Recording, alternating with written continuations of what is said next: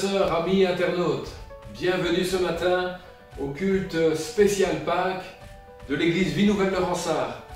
Nous sommes dans la joie ce matin ensemble de pouvoir fêter la résurrection de Jésus-Christ, notre Seigneur et Sauveur.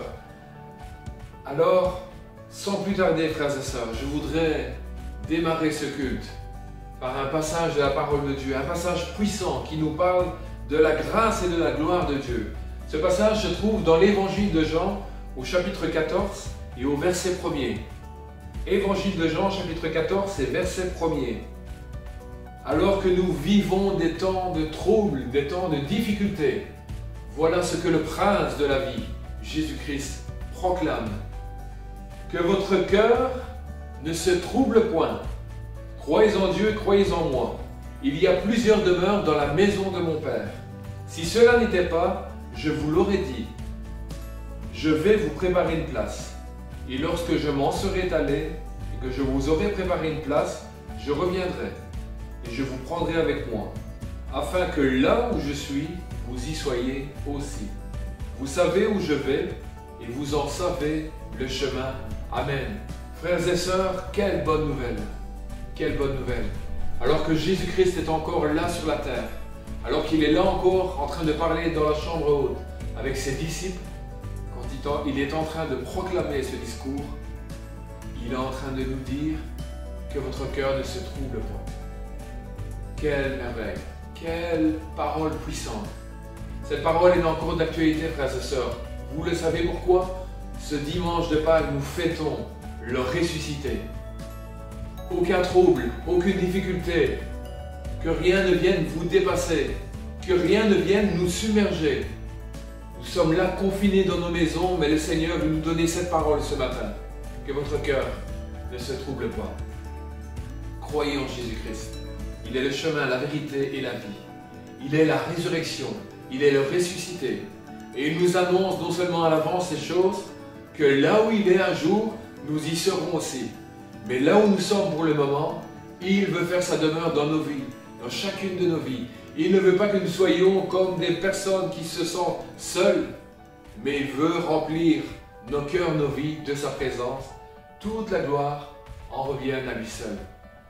Que ce matin, frères et sœurs, nous ne puissions pas nous promener des regards inquiets, que nous ne puissions pas penser à nos difficultés, à nos épreuves, mais que ce matin, ensemble, là où nous sommes, nous puissions entrer dans un temps de louange, dans un temps d'adoration et vivant pleinement la résurrection de Jésus-Christ notre Seigneur et Sauveur.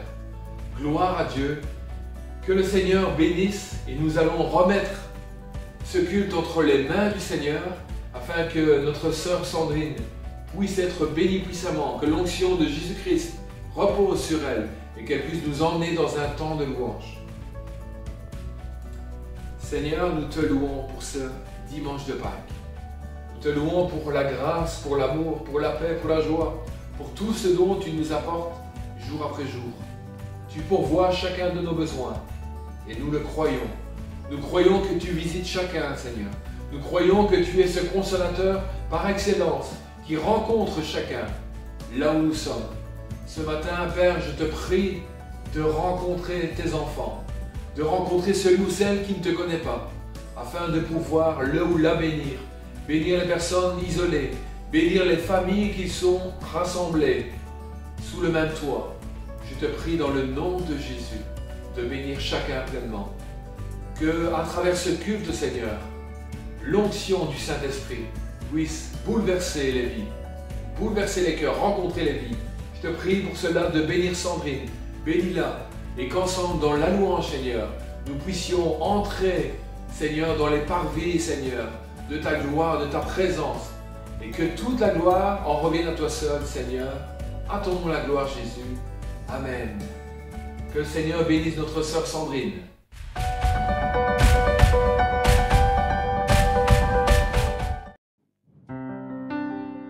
Bonjour à tous, voilà.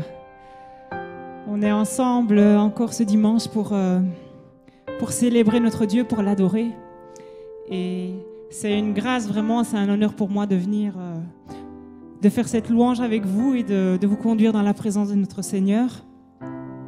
Aujourd'hui, c'est un dimanche très très spécial, peut-être pour nous les chrétiens, le dimanche le plus important de l'année. C'est le dimanche où on célèbre la mort et surtout la résurrection de notre Seigneur. Parce que le Dieu en qui on croit, il est extraordinaire. Il nous a tellement aimés déjà, tellement aimés qu'il est venu sur la terre, tellement aimé qu'il nous a montré le visage de Dieu, le visage du Père, par toutes ses actions, par toutes ses paroles. Et puis tellement aimé parce qu'il a été jusqu'à la croix. Et c'est ça qu'on veut chanter ce matin. On veut se rappeler de ce qu'il a fait pour nous. Seigneur, ce matin, en ce dimanche de Pâques, on veut se rappeler, Seigneur. Notre esprit, notre âme veut se rappeler que tu es Dieu. Que tu es Dieu et que dans ta gloire, Seigneur, tu l'as quitté. Tu as bien voulu quitter ta gloire, Seigneur, et descendre et venir, Seigneur, pour nous montrer qui tu étais. Seigneur, pour nous montrer ton amour, Seigneur. Pour nous montrer, Seigneur, ton visage. Et surtout, Seigneur, pour nous réconcilier avec toi. En mourant sur la croix, Seigneur. Alors, Père, nous voulons juste t'adorer ce matin, te célébrer, Seigneur, ce matin. Célébrer ton nom. Célébrer Jésus, célébrer.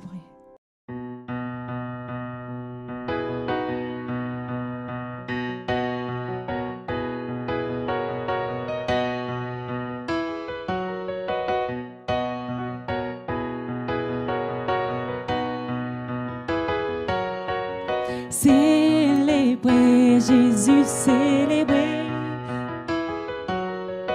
Célébrer Jésus, célébrer. Célébrer Jésus, célébrer. Nous célébrons le roi. Célébrer Jésus, célébrer. Il est vivant. Il est vivant. Il est vivant.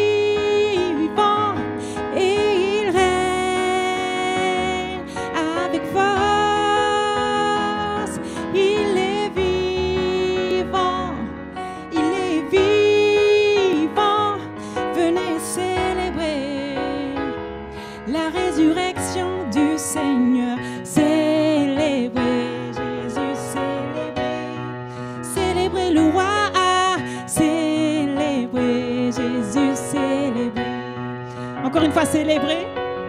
Célébrer Jésus, célébrer. Célébrer Jésus, célébrer. Il est vivant. Il est vivant. Il est vivant. Et il règne avec force. Il est vivant. Il est vivant. Venez célébrer la résurrection du Seigneur. Venez célébrer. Venez célébrer. Venez célébrer la résurrection du Seigneur. Oui, Seigneur, on veut te célébrer, Seigneur, et dire que parce que tu vis, Seigneur, parce que tu vis, on n'a rien à craindre. On n'a rien à craindre et nos lendemains, quels qu'ils soient, ils sont assurés entre tes mains.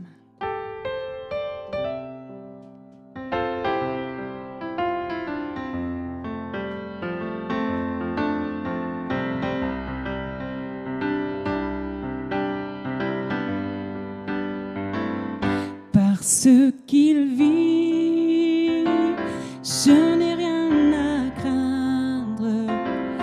Mes lendemains sont assurés entre ses mains. Il tient ma vie pour ce temps et l'éternité. Je sais qu'il vit. Encore une fois, parce qu'il vit, je n'ai rien à craindre. Mes lendemains sont assurés entre ses mains. Oh oui, il tient ma vie pour ce temps et l'éternité. Je sais qu'il vit, oh parce que tu vis, je n'ai rien à craindre, non rien à craindre, mes lendemains sont assurés entre tes mains. Il tient ma vie pour ce temps et l'éternité. Je sais que tu vis pour ce temps et l'éternité. Je sais que tu vis. Oui, Seigneur, tu vis, Seigneur. Et tu règnes, Seigneur, à jamais, Seigneur. Même si la terre est ébranlée, Seigneur, même si les flots, Seigneur, s'élèvent contre les êtres humains, contre nous, contre nos vies, Seigneur. Tu règnes avec force et puissance, comme on vient de le chanter, Seigneur. Tu règnes avec force, Seigneur. On veut juste t'adorer, Seigneur. Et élever ton nom ce matin et nous rappeler de ce que tu as fait pour nous, Seigneur, à la croix.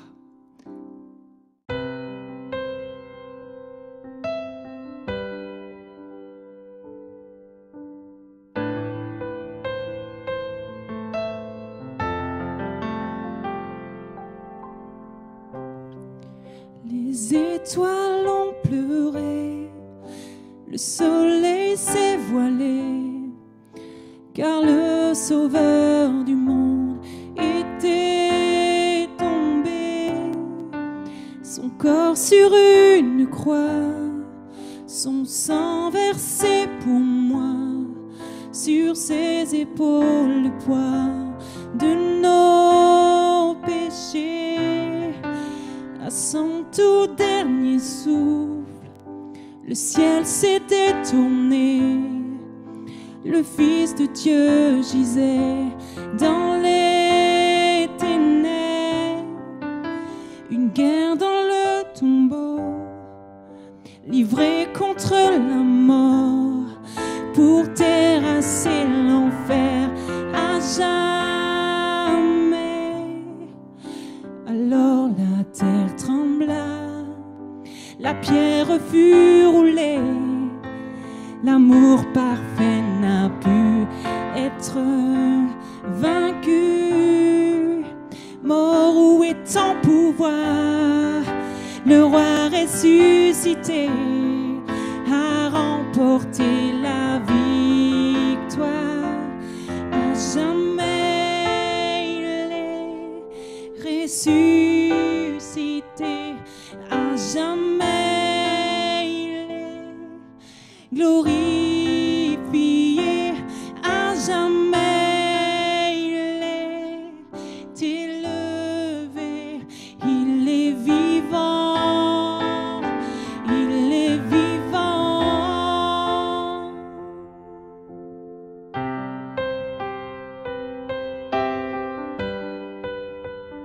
Seigneur, tu es vivant, Seigneur. Tu es vivant, Seigneur, et tu es avec nous. Seigneur, quel réconfort, Seigneur. Seigneur, quel réconfort de savoir que le Dieu que nous avons, il vit, il règne, et que rien ne le dépasse. Que rien ne le dépasse, même pas la mort. Même pas la mort. À jamais il est ressuscité. À jamais il est glorifié. À jamais il est élevé. Il est vivant, tu es vivant. Il est vivant.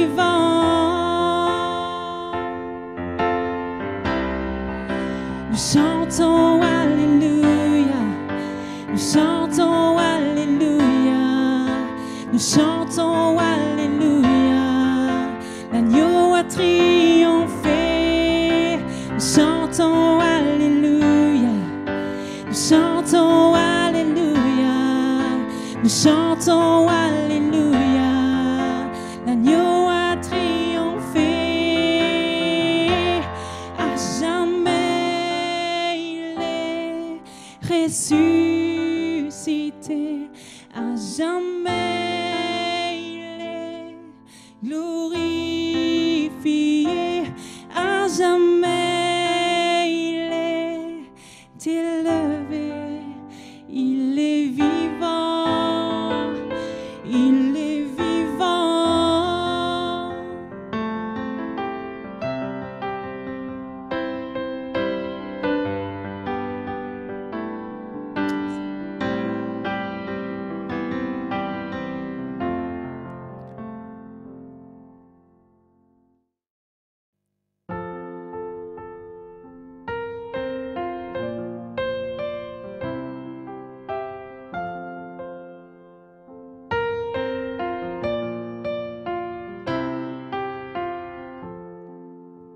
Merci pour la croix, Seigneur. Merci pour le prix payé, supportant tous mes péchés. Tu es venu m'étonner par ta grâce. Merci pour l'amour, Seigneur. Merci pour tes mains percées. Tu m'as lavé dans ton fleuve et j'ai compris ton pardon et ton amour. Digne est l'agneau assis sur le trône, couronné de 1000 couronnes. Tu règnes victorieux,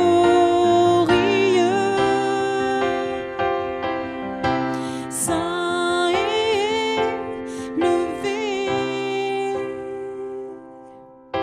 Jésus, Fils de Dieu, le trésor des cieux fut crucifié.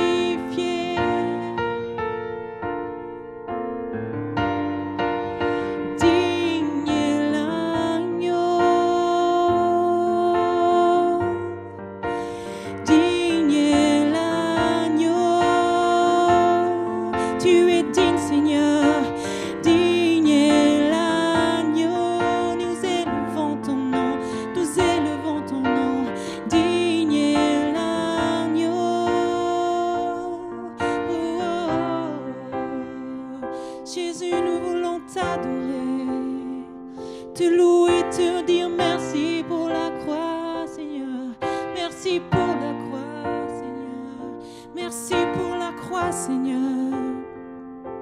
Priez avec moi pendant que je joue ces quelques notes. Juste élevons notre Dieu. Rappelons-nous de son amour à la croix pour nous. L'amour qui est juste infini. Qui aurait pu penser qu'un Dieu s'abaisserait, que le Dieu de l'univers s'abaisserait à ce point-là, à un tel point qu'il est venu, qu'il s'est humilié jusqu'à la mort et jusqu'à une mort infâme. Il n'y avait que les brigands, le pire des hommes qui mouraient sur cette croix. Et notre Dieu, il l'a fait.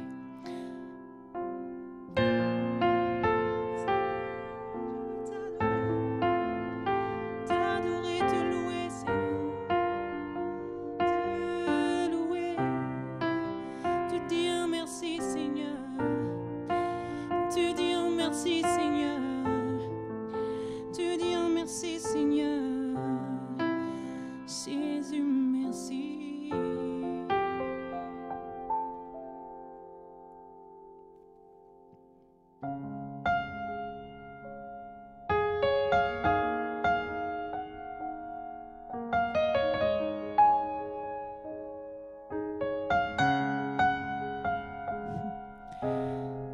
Seigneur, nous sommes nés pour te louer, pour t'adorer, Seigneur, pour te rendre grâce en toutes circonstances. Même quand c'est dur, même quand ça fait mal, même quand on ne comprend pas, même quand le désert est long, même quand on n'en voit pas la fin, en toutes circonstances. Seigneur, on veut juste te louer, Seigneur.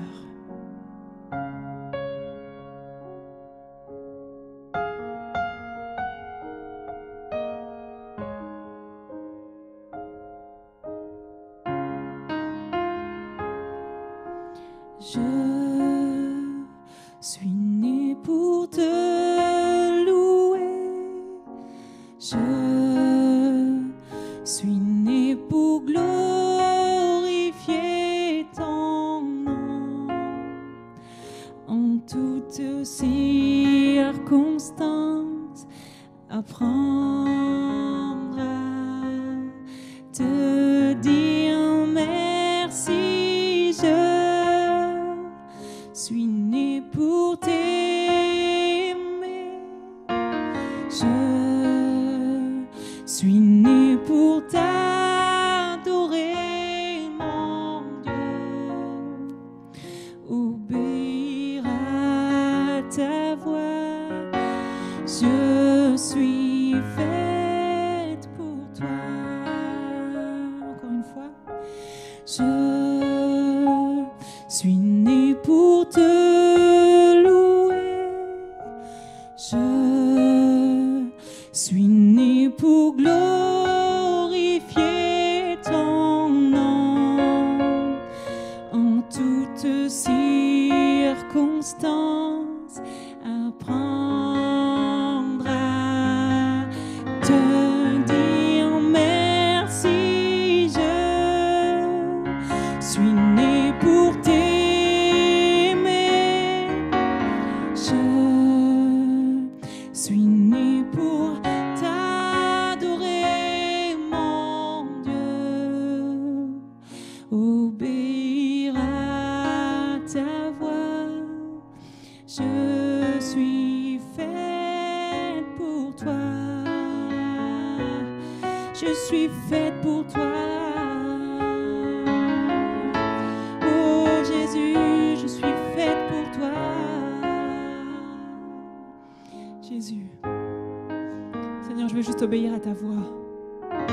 Et ensemble, Seigneur, en tant qu'Église, et de manière personnelle aussi, Seigneur, on veut obéir à ta voix. Seigneur, alors que tu nous as emmenés dans le désert, alors, Seigneur, que c'est difficile, parle-nous.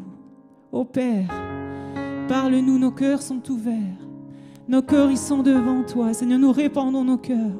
Nous répandons nos âmes devant toi. Seigneur, et nous voulons nous ouvrir à ce que tu as à nous enseigner, Seigneur. À ce que tu as à nous dire, Seigneur. Au quotidien, Seigneur. Chaque jour, on veut être à tes pieds, Seigneur. Chaque jour, on veut être, Seigneur, comme Marie, Seigneur, à écouter l'instruction, Seigneur. Et apprendre à obéir à ta voix, Seigneur.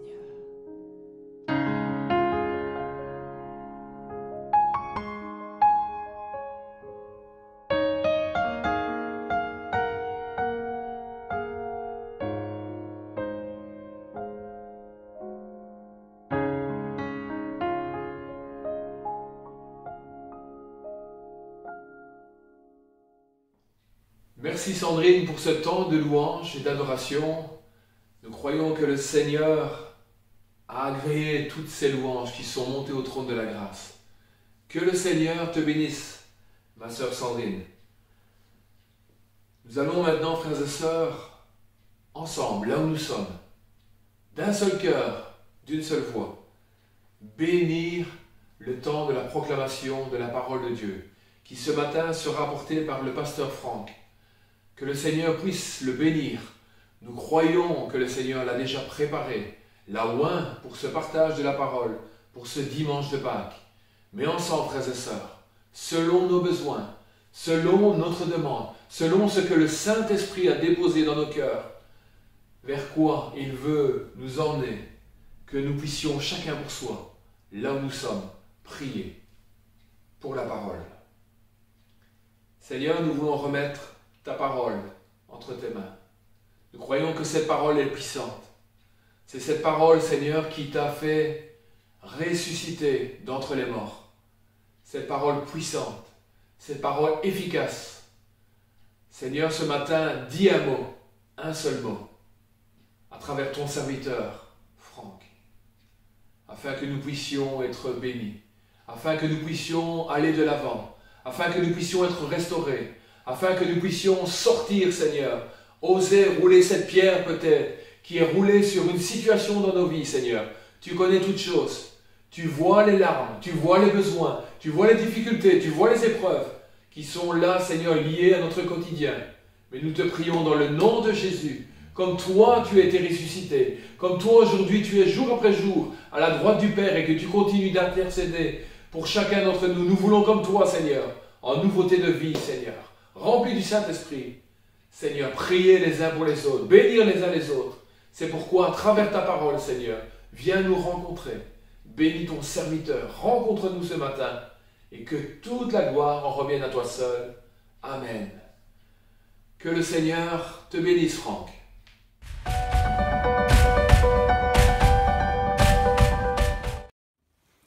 Bonjour à tous et bienvenue à notre 4e culte online spécial Pâques. Je veux saluer vraiment chacun d'entre vous. Je veux saluer les familles, je veux saluer les personnes isolées, je veux saluer les couples, je veux saluer les jeunes, je veux saluer les ados. Je veux aussi saluer les enfants et c'est l'occasion de dire que les enfants ont une place importante dans l'Église, dans nos cultes. Rappelez-vous, Jésus lui-même a dit « Laissez venir à moi les petits-enfants » et quand nous lisons la parole de Dieu, nous voyons que Jésus a un cœur particulier pour les enfants et donc je veux vraiment vous accueillir les enfants et peut-être inviter les parents à s'entourer de leurs enfants pendant ce culte. Pourquoi? Ben, ça aussi c'est le culte familial et raison pour laquelle d'ailleurs dans notre église comme dans d'autres églises nous avons un ministère particulier pour les enfants que nous appelons l'église junior. Pourquoi?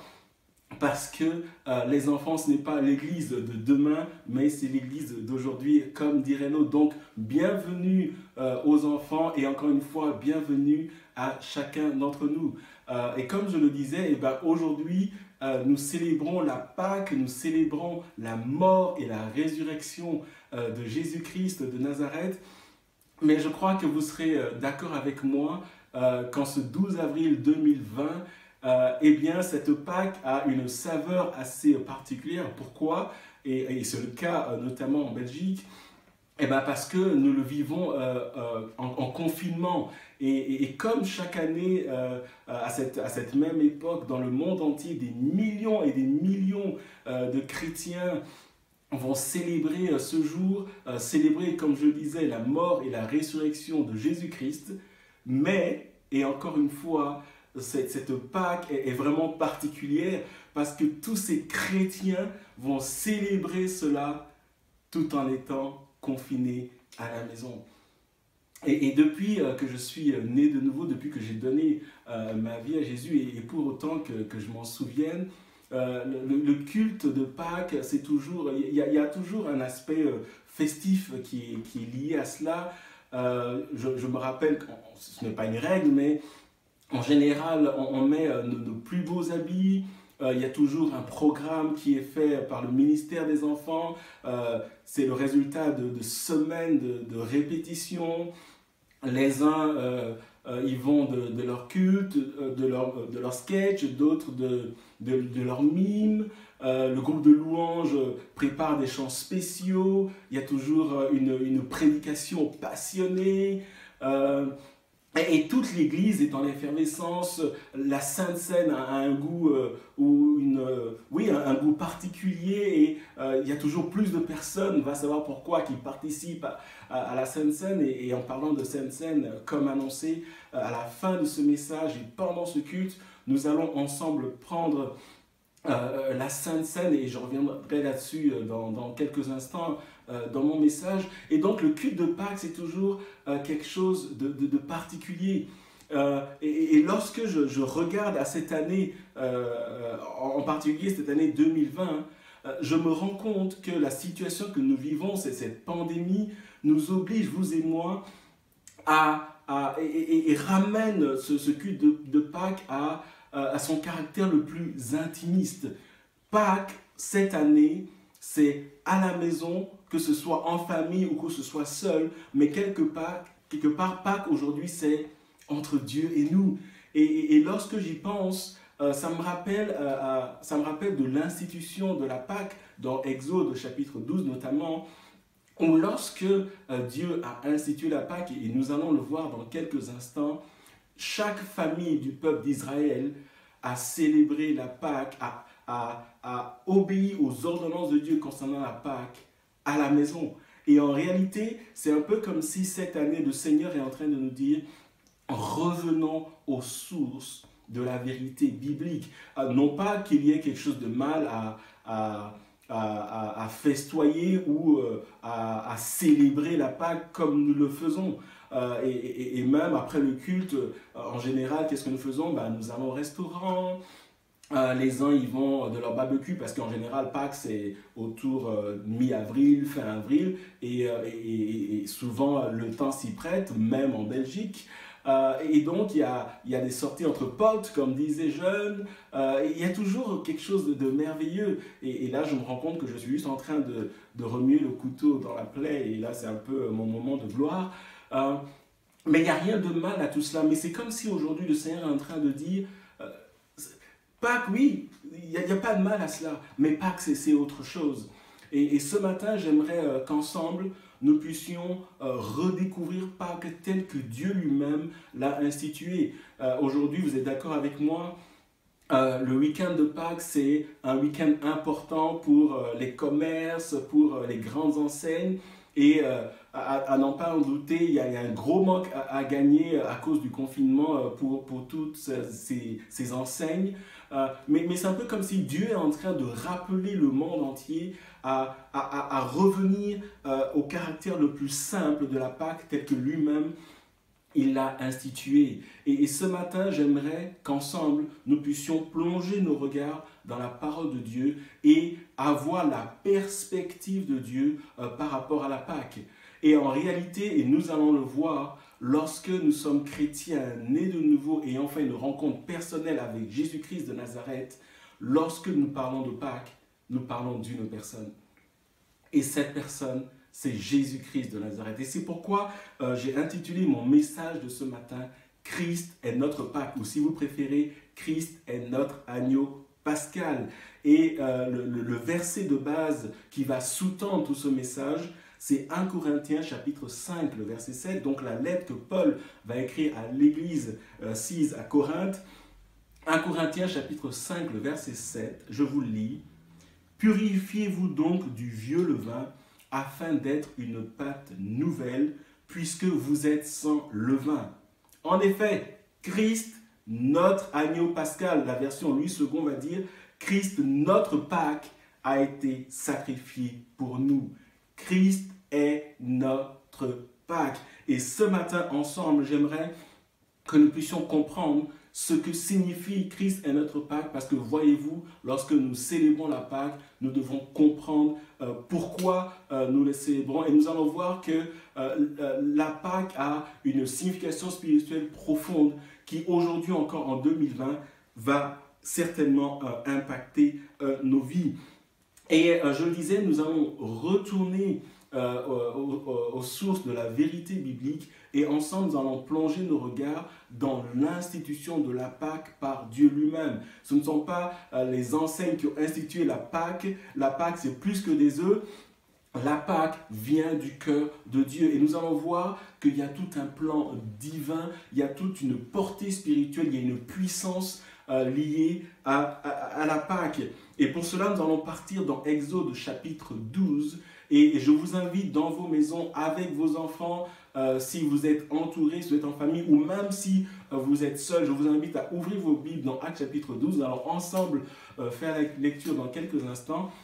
Mais avant cela, permettez-moi de vous donner le contexte historique de Exode chapitre 12.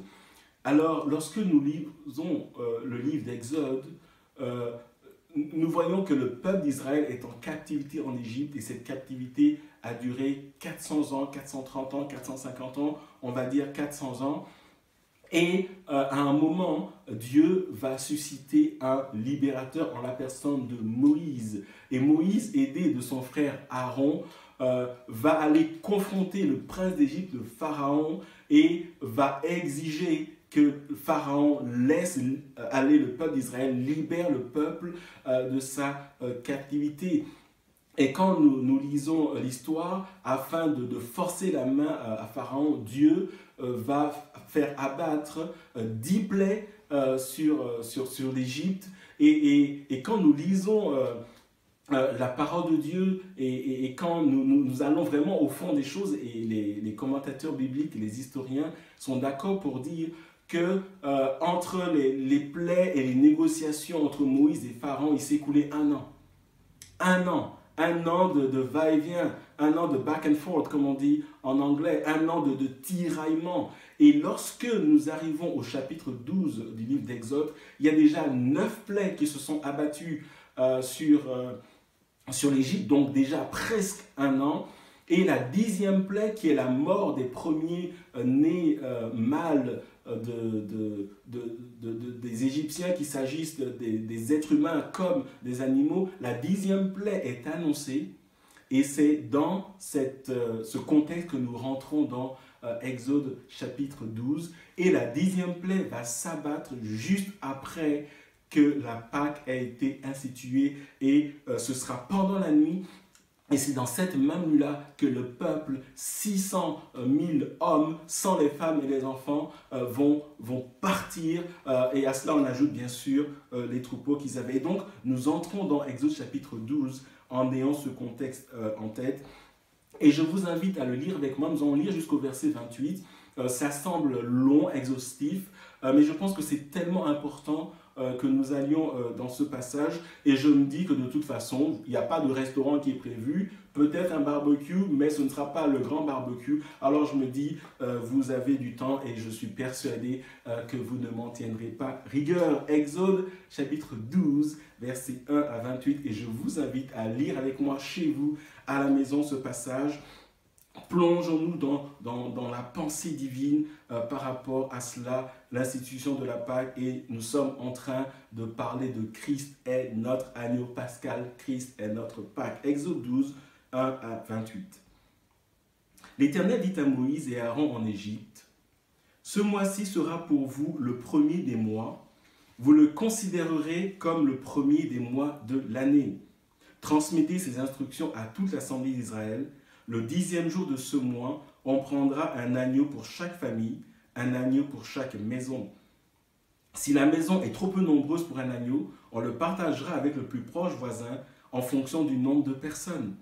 Vous estimerez le nombre de personnes pour l'agneau d'après la part que chacun peut manger. Ce sera un agneau sans défaut, mâle âgé d'1 an. Vous pourrez prendre un agneau ou un chevreau. Vous le garderez jusqu'au 14e jour de ce mois où toute l'assemblée d'Israël le sacrifiera au coucher du soleil. » Verset 7. « On prendra de son sang et on en mettra sur les 2 poteaux et sur le linteau de la porte des maisons où on le mangera. Cette même nuit, on mangera sa viande rôtie au feu, on la mangera avec des pains sans levain et des herbes amères. » Verset 9. « Vous ne le mangerez pas à moitié cuit et bouilli dans l'eau. Au contraire, il sera rôti au feu avec la tête, les pattes et l'intérieur. Vous n'en laisserez rien pour le matin. Si toutefois il en reste quelque chose le matin, vous le donnerez au feu. » Verset 11. « Quand vous le mangerez, vous aurez une ceinture à la taille, vos sandales aux pieds et votre bâton à la main. Vous le mangerez rapidement, c'est la Pâque de l'Éternel. Cette nuit-là, je parcourrai l'Égypte et je tuerai tous les premiers-nés du pays, hommes ou animaux. Je mettrai ainsi à exécution mes jugements contre tous les dieux de l'Égypte. Je suis l'Éternel. Pour vous, en revanche, le sang servira de signe sur les maisons où vous trouverez. Je verrai le sang et je passerai par-dessus vous. Il n'y aura pas de fléau qui vous détruise quand je frapperai l'Égypte. » Verset 14. « Vous rappellerez le souvenir de ces jours en le célébrant par une fête en l'honneur de l'Éternel. Cette célébration sera une prescription perpétuelle pour vous au fil des générations. Pendant 7 jours, vous mangerez des pains sans levain. Dès le premier jour, il n'y aura plus de levain dans vos maisons. En effet, toute personne qui mangera du pain levé du 1er au 7e jour sera exclu d'Israël. Le 1er jour, vous aurez une sainte assemblée, et le 7e jour aussi, on ne fera aucun travail ces jours-là. Vous pourrez seulement préparer la nourriture de chaque personne. Verset 17. Vous célébrez la fête des pains sans levain, car c'est précisément ce jour-là que j'aurai fait sortir vos armées d'Égypte. Le respect de ce jour sera une prescription perpétuelle pour vous au fil des générations. Le 4e jour du 1er mois, le soir, vous mangerez des pains sans levain jusqu'au soir du 21e jour. Pendant 7 jours, on ne trouvera pas de levain dans vos maisons. En effet, toute personne qui mangera du pain levé sera exclue de l'assemblée d'Israël, qu'il s'agisse d'un étranger ou d'un Israélite. Verset 20, vous ne mangerez pas de pain levé. Dans tous vos foyers, vous mangerez des pains sans levain. Moïse appela tous les anciens d'Israël et leur dit, allez prendre une pièce de petit bétail pour vos familles et sacrifier l'agneau pascal.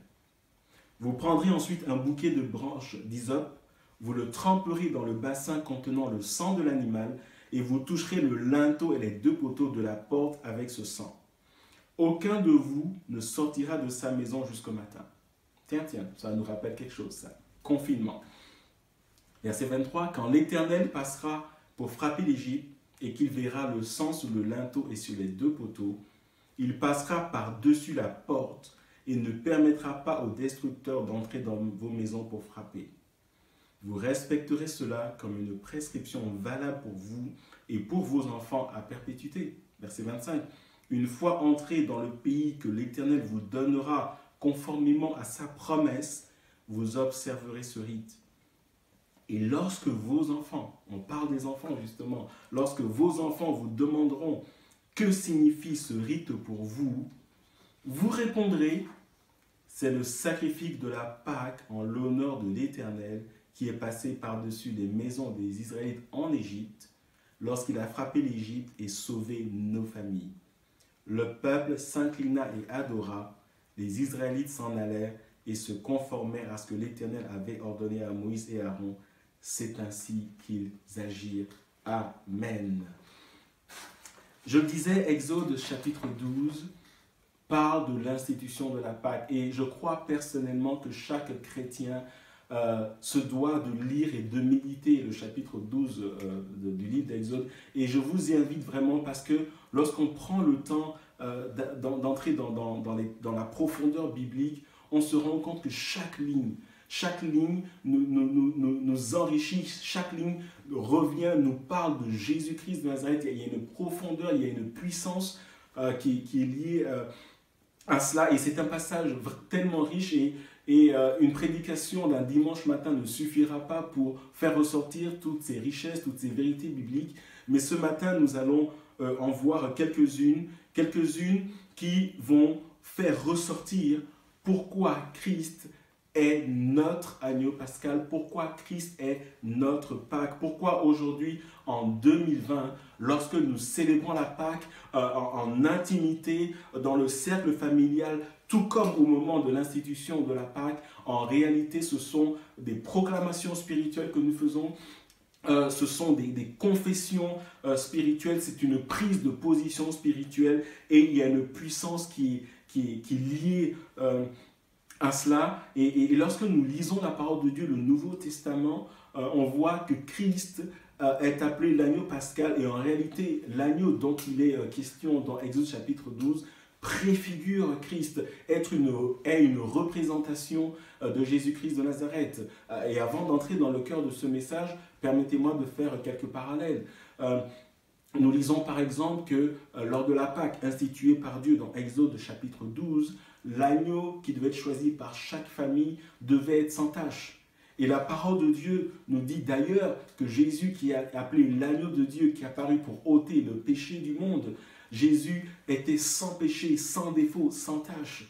On voit par exemple que l'agneau devait être choisi et ce n'est que 4 jours après qu'il devait être sacrifié. Ce qui montre que ce n'est pas quelque chose qui est improvisé. Et nous savons que la venue de Jésus, le plan de Jésus n'est pas quelque chose qui a été improvisé, mais de Genèse à Apocalypse, le salut est le cœur du message biblique que livre Dieu aux hommes. nous voyons qu'aucun os de l'agneau immolé dans Acte 12 ne devait être brisé. Et la Bible nous dit que lorsque Jésus a été crucifié, aucun de ses os n'a été brisé. Nous voyons aussi, par exemple, et ça c'est le cœur du message, l'agneau a été immolé. Et évidemment, nous pensons à la croix. Et je peux continuer dans des parallèles ainsi. Christ est notre Pâque, Christ est notre agneau, et l'agneau d'Exode 12 va préfigurer Christ. Et ce matin, 4 vérités spirituelles, 4 vérités bibliques pour nous aujourd'hui, en 2020, ce 12 avril 2020, non seulement aujourd'hui, mais pour chaque jour de notre vie. J'aimerais qu'ensemble, nous puissions voir à ces 4 vérités spirituelles, ces 4 proclamations, ces 4 confessions bibliques. Et la première, c'est l'unicité de l'agneau. Ou si vous voulez, Jésus est unique lorsque nous le regardons comme l'agneau de Dieu. Et nous trouvons cette vérité biblique dans le verset 6 de Exode 12 que je vais vous relire. Vous le garderez jusqu'au 14e jour de ce mois où toute l'assemblée d'Israël le sacrifiera au coucher du soleil. Et quand on lit cette phrase, a priori, tout a l'air normal, mais en vérité, il y a quelque chose de choquant, à la fois quelque chose de choquant et quelque chose de tellement profond et de puissant dans cette phrase. Et pour que nous le comprenions et que vous le saisissiez avec moi, rappelez-vous, et c'est ce que Dieu lui-même dit, rappelez-vous que nous parlons de 600 000 hommes, sans les femmes et les enfants, et les commentateurs bibliques et les historiens s'accordent pour dire que lorsqu'on prend compte de tout le monde, hommes, femmes et enfants, on parle plus ou moins de 2 millions de personnes. Et nous voyons que l'instruction de Dieu, c'était, si vous le voulez, que chaque famille puisse préparer l'agneau à la maison. Donc c'est quelque chose qui se fait dans le cercle familial. Alors la logique veut que lorsque le verset 6 rend compte de cette instruction, en bon français, on aurait dû dire vous les garderez jusqu'au 14e jour de ce mois où toute l'assemblée d'Israël les sacrifiera au coucher du soleil. Donc, l'assemblée d'Israël va sacrifier les agneaux et non pas l'agneau, puisqu'on parle de centaines de milliers d'agneaux qui vont être sacrifiés. Vous êtes d'accord avec moi? Et donc, il y a quelque chose d'étonnant. On se rend compte, et lorsque vous le regardez, je vous invite à le faire, dans tout le chapitre 12, on parle de l'agneau. Alors que l'instruction, c'est que chaque famille puisse sacrifier un agneau, qu'il s'agisse du mot agneau, qu'il s'agisse du pronom il qui se réfère à l'agneau, qu'il s'agisse de l'article le qui se réfère encore à l'agneau, qu'il s'agisse des verbes conjugués, tout se fait au singulier. Et ce n'est pas une erreur de traduction parce que c'est exactement comme ça que le texte à l'origine le montre également. Et ce passage est tellement puissant parce qu'il est en train de nous dire que du point de vue de Dieu lui-même, Dieu, lorsqu'il parle de la Pâque, Dieu se réfère à un agneau. Et ce passage nous dit de manière profonde, de manière puissante, que Jésus est unique. Jésus est unique dans ce qu'il fait. Jésus est unique dans ce qu'il est. Jésus est unique dans son œuvre à la croix. L'œuvre de la croix, elle est unique. Il n'y a personne d'autre. Et ça me rappelle ce chant où il dit « J'ai cherché, j'ai fouillé, j'ai tourné, et il n'y a personne comme Jésus. » Et ce matin, j'aimerais dire que lorsque nous célébrons la Pâque, lorsque nous nous plongeons dans le cœur de Dieu, nos yeux se portent sur une seule et unique personne, Jésus-Christ de Nazareth. Et c'est pourquoi dans Jean chapitre 14, verset 6, Jésus lui-même a dit « C'est moi qui suis le chemin, la vérité et la vie. On ne vient au Père qu'en passant par moi. Il n'y a pas d'autre chemin. » Ou dans Actes chapitre 4, verset 12, nous sommes dans le contexte de la Pentecôte et il dit « Il n'y a de salut en aucun autre, car il n'y a sous le ciel aucun autre nom qui n'ait été donné parmi les hommes par lequel nous devions, vous et moi, toutes les âmes, tous les hommes, les femmes, être sauvés, les femmes, les jeunes, les enfants, être sauvé. Jésus seul, frères et sœurs. Et vous qui m'écoutez ce matin, vous qui serez un jour sous le son de ma voix, Jésus seul. Jésus est le seul chemin. Et alors que nous vivons ce confinement, et lorsque vous voyez les nouvelles, vous lisez sur Internet, vous voyez que chacun y va de sa croyance. Des hommes et des femmes font des sacrifices pour apaiser les dieux, pour arrêter cette plaie. Les uns y vont de leurs incantations, les autres y vont de leurs petites bougies, de leurs cierges, les uns y vont de leurs rituels. Mais j'aimerais dire ce matin qu'il n'y a qu'un seul nom qui touche le cœur de Dieu, c'est Jésus-Christ de Nazareth. Et il n'y a qu'un seul chemin. Et alors que le monde entier, lorsque nous vivons cette pandémie, ne sait plus littéralement à quel saint se vouer, j'aimerais vous appeler, vous et moi qui croyons au Fils de Dieu, vous et moi qui avons donné notre cœur à Jésus, je vous invite à vous vouer au Saint-Esprit, à l'Esprit de Jésus-Christ, Jésus qui est unique dans ce qu'il est, dans ce qu'il fait, dans ce qu'il a accompli pour nous à la croix. Et cette unicité de l'agneau pascal, cette unicité de qui est Jésus, nous amène aussi à dire que si l'œuvre de Jésus est unique, si Jésus est unique, Jésus m'appelle à avoir une relation unique avec lui. Et littéralement, la question que nous devons nous poser aujourd'hui, est-ce que dans ma vie, Jésus doit jouer des coudes pour se frayer un chemin en allant sur le trône de ma vie? Est-ce que Jésus doit lutter avec mon orgueil? Est-ce que Jésus doit lutter avec mes désirs charnels? Est-ce que Jésus doit lutter avec mes ambitions personnelles? Est-ce que l'esprit de Jésus est attristé au fond de moi? Frères et sœurs, lorsque aujourd'hui nous célébrons la Pâque, en réalité nous sommes en train de proclamer et de confesser que non seulement l'œuvre de Jésus est unique, qu'il n'y a qu'un seul chemin qui mène au Père, mais nous confessons également que notre relation avec Jésus, elle est unique. Littéralement, nous sommes en train de dire, Seigneur, il n'y a personne d'autre, il n'y a que toi. C'est à toi seul que j'obéis, c'est à toi seul que je veux soumettre ma vie, et c'est à ta seule suite, que je marche chaque jour jusqu'au jour où tu viens me chercher. Du point de vue de Dieu, dans Exode chapitre 12, Jésus, l'agneau, est unique. Ce qui s'est passé est unique. Imaginez, nous parlons de centaines de milliers d'agneaux, mais Dieu choisit de se référer à l'agneau. Dieu, lorsqu'il parle à chaque famille, Dieu, lorsqu'il parle à chaque enfant de son peuple, il est en train de dire, la Pâque, c'est entre toi et moi, c'est pour toi. Et ça m'amène à vous poser cette question ce matin, à nous poser évidemment cette question. Est-ce que Jésus est le Seigneur de ma vie? Oui, Jésus est notre Sauveur. Pour nous qui avons compris l'œuvre du salut. Mais est-ce que chaque jour, Jésus règne? Est-ce que alors que je suis là confiné à la maison, est-ce que Jésus règne et est assis sur le trône de ma vie? La Pâque nous appelle à nous soumettre à l'autorité de celui qui règne, de celui qui est le chemin, Jésus-Christ de Nazareth. Et avant de continuer, laissez-moi revenir à Exode 12 pour que nous comprenions la structure de ce passage.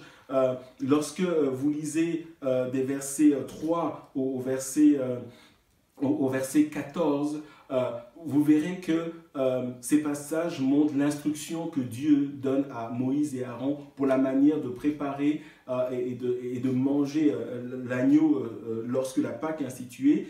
Lorsque vous allez des versets 15 au verset 20, vous voyez que Dieu va demander au peuple de célébrer une fête qu'on appelle la fête des pains sans levain. Et cette fête des pains sans levain est amenée à être célébrée lorsque le peuple sera sorti d'Égypte, mais toujours en connexion avec la Pâque. Et des versets 21 à 28, nous voyons que Moïse va aller vers le peuple et va partager au peuple les instructions que Dieu a données par rapport à la Pâque. Et donc nous voyons dans un premier temps que Dieu donne l'instruction à Aaron et à Moïse. Ensuite, Dieu parle de la fête des pains sans levain. Et enfin, Moïse va relayer auprès du peuple, auprès des anciens du peuple. Et bien sûr, on comprend que les anciens sont amenés à partager avec le peuple les instructions que Dieu a données. Et c'est important que je le mentionne avant que je ne continue ce message. Donc, la première vérité spirituelle, et c'est vraiment puissant pour nous, l'unicité de l'agneau. La deuxième vérité spirituelle, c'est la puissance du sang de Jésus. Et nous repartons évidemment dans le chapitre 12 de Exode, et permettez-moi de lire les versets 7, les versets 13 et les versets 22. Le verset 7, « On prendra de son sang et on en mettra sur les deux poteaux et sur le linteau de la porte des maisons où on le mangera. » Verset 13, et je lis vers la fin, « Le sang servira de signe sur les maisons où vous vous trouverez, je verrai le sang et je passerai par-dessus vous. » Le verset 22, toujours dans Exode 12 évidemment, « Vous prendrez ensuite un bouquet de branches d'hysope, vous le tremperez dans le bassin contenant le sang de l'animal et vous toucherez le linteau et les deux poteaux de la porte avec ce sang. Aucun de vous ne sortira de sa maison jusqu'au matin. » Frères et sœurs, permettez-moi de faire ressortir cette vérité biblique tellement puissante. Le sacrifice de l'agneau n'est pas suffisant. Ce qui est suffisant, c'est le fait d'appliquer le sang. Comment est-ce que je le sais? Repartons dans le verset 13. Il est dit, le sang sera le signe, je verrai le sang. Pas je verrai l'agneau.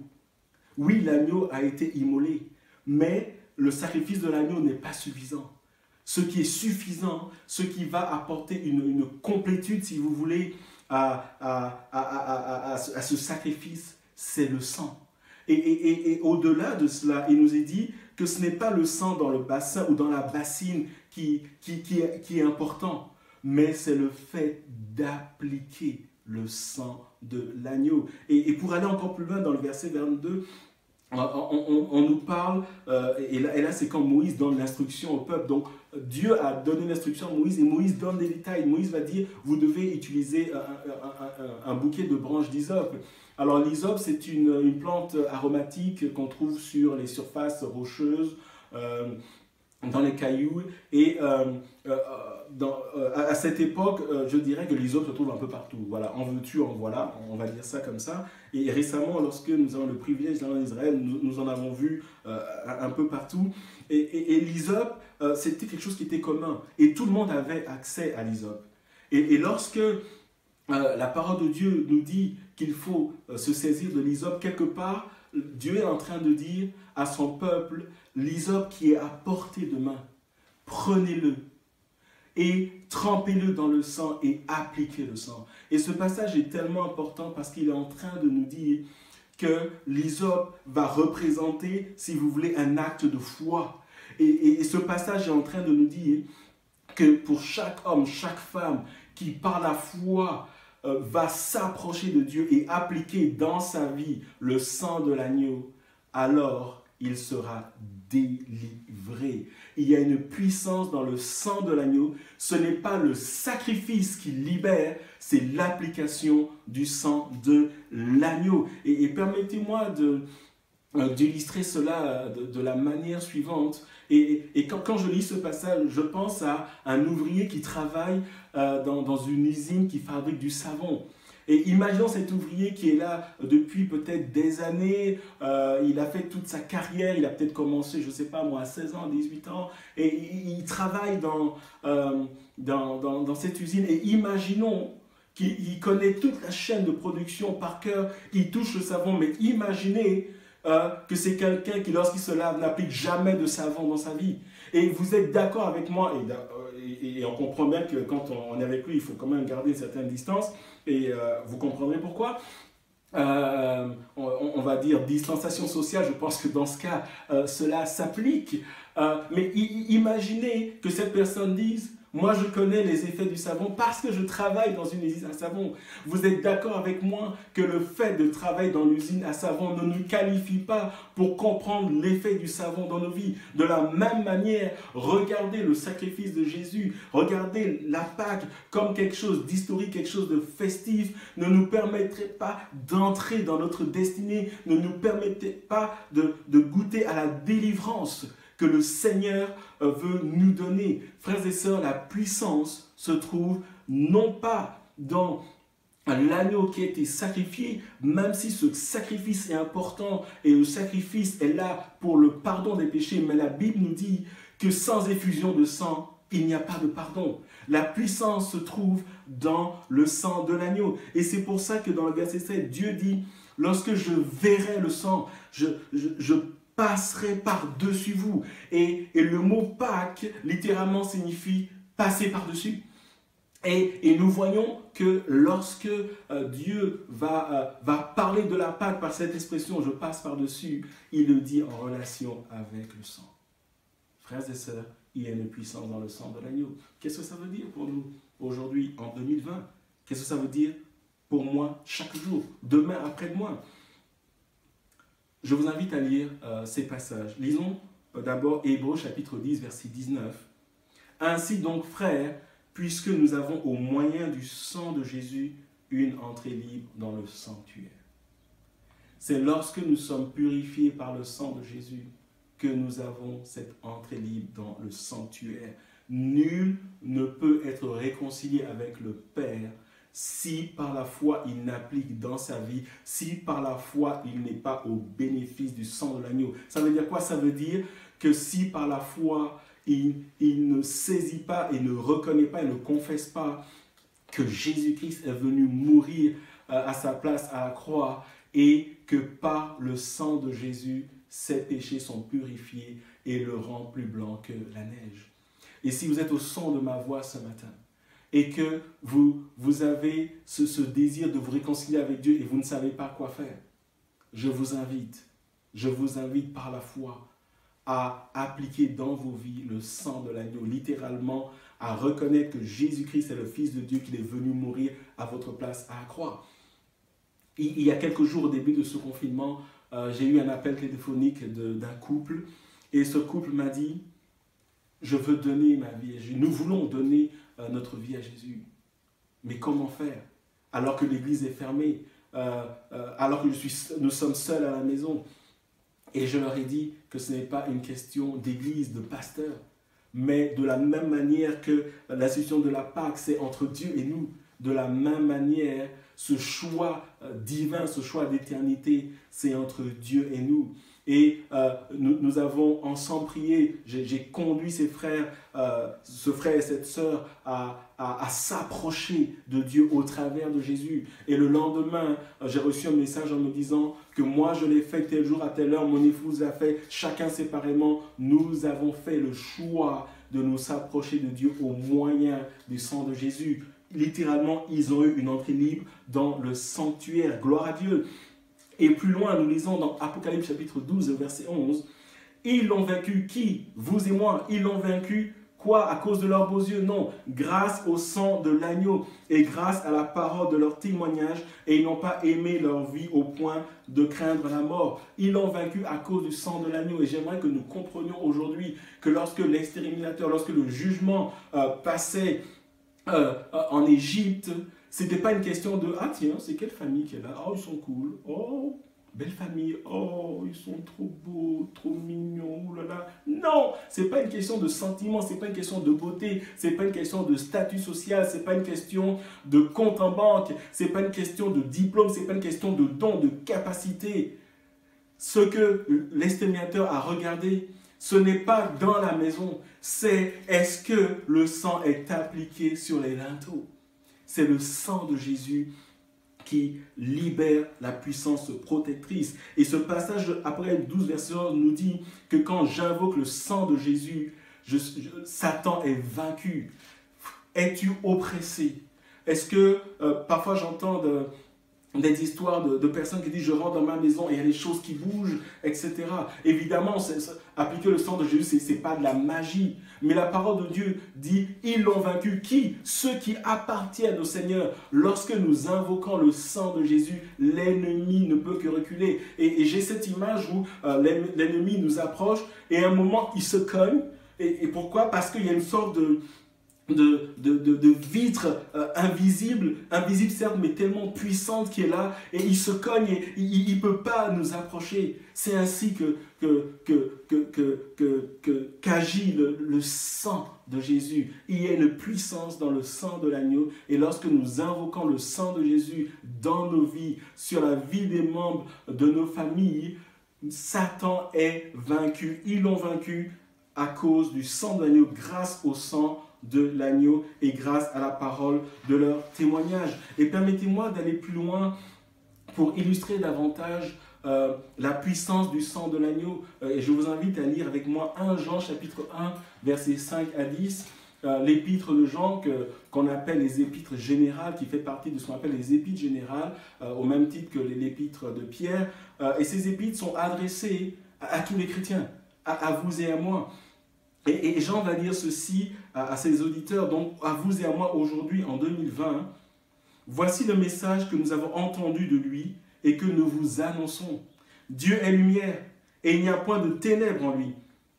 Si nous disons que nous sommes en communion avec lui, tout en marchant dans les ténèbres, nous mentons et nous ne mettons pas la vérité en pratique. Verset 7. Mais si nous marchons dans la lumière, tout comme lui-même est dans la lumière, nous sommes en communion les uns avec les autres.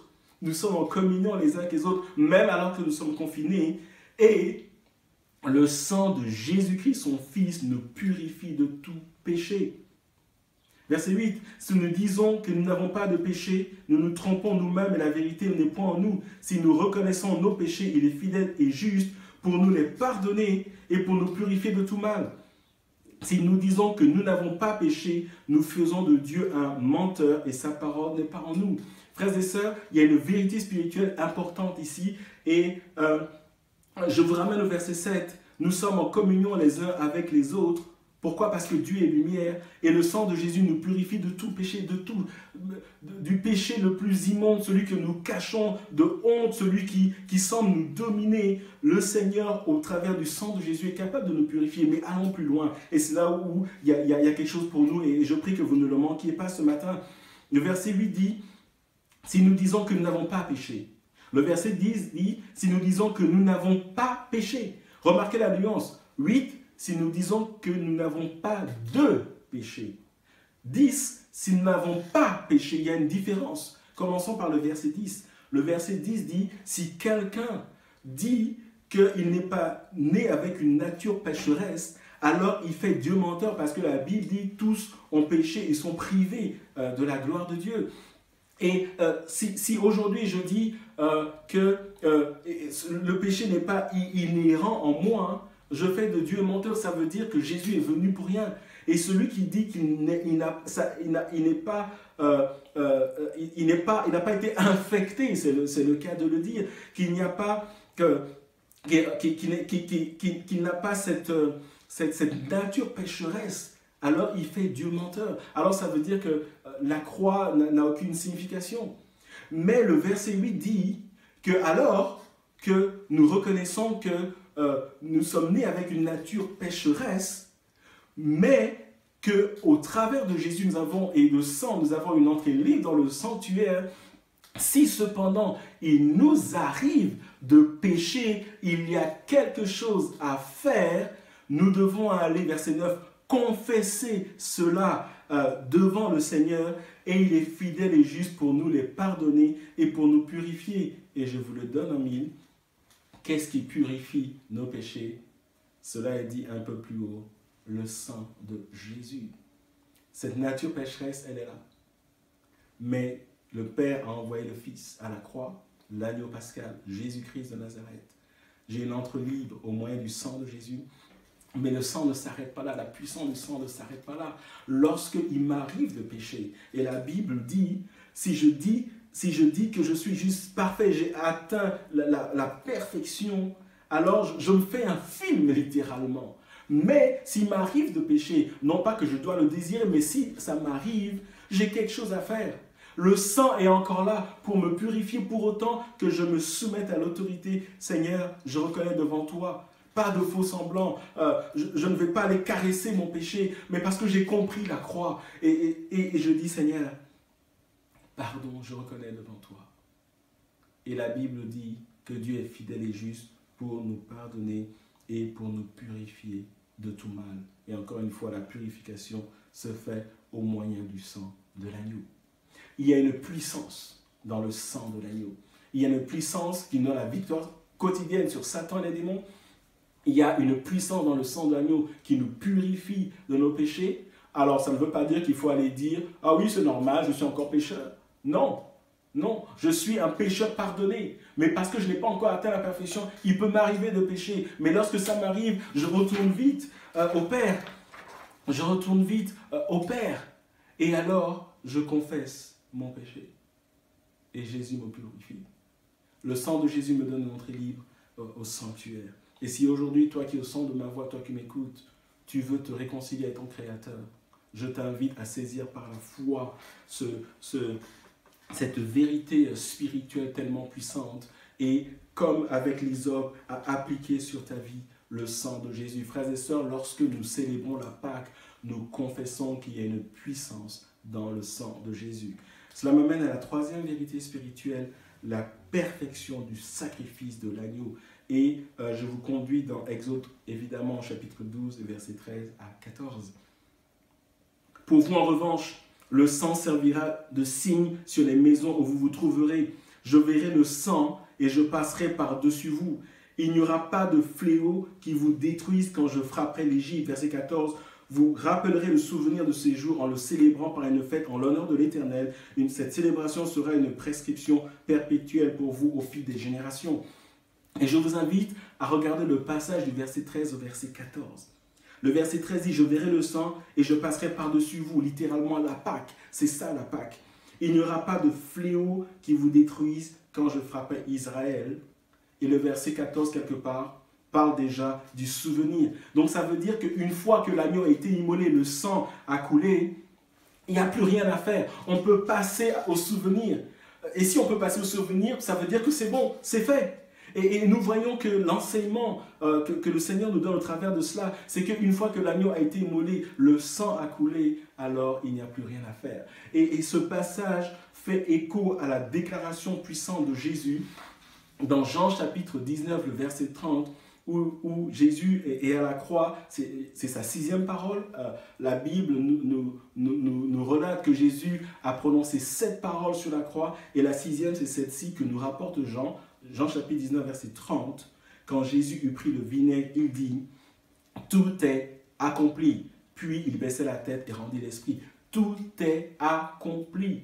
Tout est accompli. Et le mot traduit par l'expression française « tout est accompli » était la même inscription qu'on trouvait sur les reçus d'impôts à l'époque, qui étaient gravés sur les papyrus. Et le même mot était traduit par « tout est payé, tout est fini ».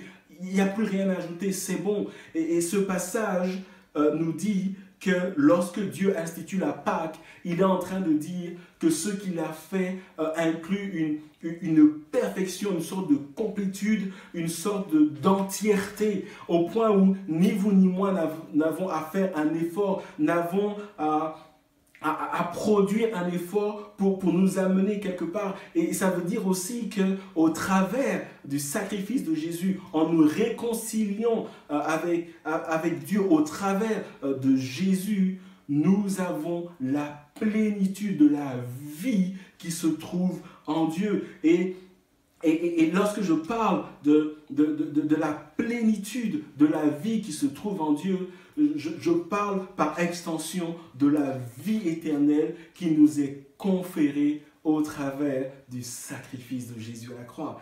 Et lorsque je parle de vie éternelle, je parle non seulement de la vie éternelle, mais je parle également de la marche que vous et moi, nous avons à mener sur cette terre avant de rencontrer le Seigneur et de le voir face à face pour l'éternité. Et nous repartons dans Exode chapitre 12, verset 11, lorsqu'il dit « Quand vous le mangerez, vous aurez une ceinture à la taille, vos sandales aux pieds et votre bâton à la main. Vous le mangerez rapidement, c'est la Pâque de l'Éternel.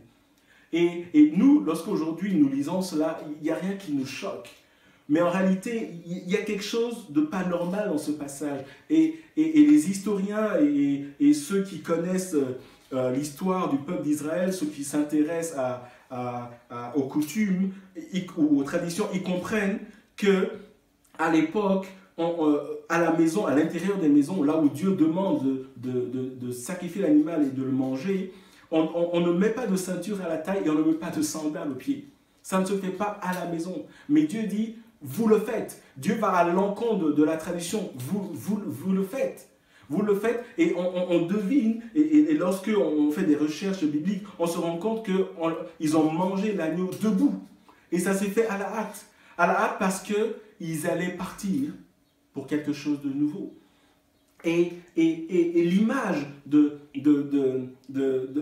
la taille où il y a la ceinture, c'est l'image du service. Seigneur, tu m'as sauvé pour te servir. L'image des sandales aux pieds, c'est notre marche quotidienne à la suite du Seigneur. Et enfin, le bâton à la main est un signe qui nous montre que sur cette terre, nous sommes des pèlerins. C'est le signe qu'ils vont entrer en pèlerinage. Et c'est pour ça que la Bible dit que nous sommes, vous et moi, qui croyons en Jésus-Christ, nous sommes dans ce monde, mais nous ne sommes pas du monde. Nous sommes comme des voyageurs, nous sommes comme des pèlerins. Et notre patrie, c'est le royaume des cieux. Et ça me rappelle ce que Laurette et moi avons vécu, cette nouvelle que nous avons apprise il y a quelques jours, notamment mardi, donc pratiquement en début de semaine. Un frère avec qui nous avons grandi dans la foi, un frère très proche qui est aujourd'hui un homme de Dieu, nous a appris que son épouse est partie. Elle a été malade pendant plusieurs mois, non pas du coronavirus, une autre maladie, au point où à l'hôpital, ils ont dit « nous ne pouvons plus rien faire ». Et elle est rentrée à la maison. Et avec sa famille, alors qu'elle est malade, qu'elle était malade et que les médecins disaient « il n'y a plus rien à faire », cette sœur avec son mari était là en train de louer le Seigneur. Bien sûr, il y avait la tristesse qui était là, mais c'est elle qui leur disait le Seigneur sera avec vous. Continuons à prier. Dieu m'a parlé. Dieu est avec moi. Et notre sœur nous a précédés dans la gloire, dans cette atmosphère spirituelle, surnaturelle, où certes la tristesse du déchirement était là, mais elle était prête à rencontrer son Sauveur. Et dans Exode chapitre 12, verset 11, il nous est dit que le peuple était prêt à partir, prêt à servir, prêt à marcher à la suite du Seigneur, se sachant et reconnaissant qu'ils étaient des pèlerins. Lorsque, frères et sœurs, nous célébrons la Pâque, nous disons « Seigneur, tu nous as sauvés, nous sommes prêts à te servir, nous sommes prêts à marcher avec toi jusqu'au jour où tu viendras nous chercher. Et si c'est aujourd'hui que tu choisis de venir nous prendre, nous sommes prêts à te rencontrer. » Êtes-vous prêts à rencontrer le Seigneur? Vous savez, cette crise du coronavirus, tout d'un coup, amène tout le monde à s'intéresser sur les temps de la fin. J'aimerais vous dire que les temps de la fin ne doivent pas être attendus parce qu'il y a la crise, parce qu'il y a une pandémie, mais nous devons être prêts chaque jour que Dieu nous fait la grâce de vivre, de respirer, nous devons être prêts. Ce ne sont pas les crises, les épidémies qui doivent nous dire « Oh tiens, est-ce que je suis prêt ou je dois faire ma toilette spirituelle ?» Non, nous devons être prêts, tout comme le peuple de Dieu était prêt, et participer à la Pâque, célébrer la Pâque, c'est de dire « Seigneur, je suis prêt.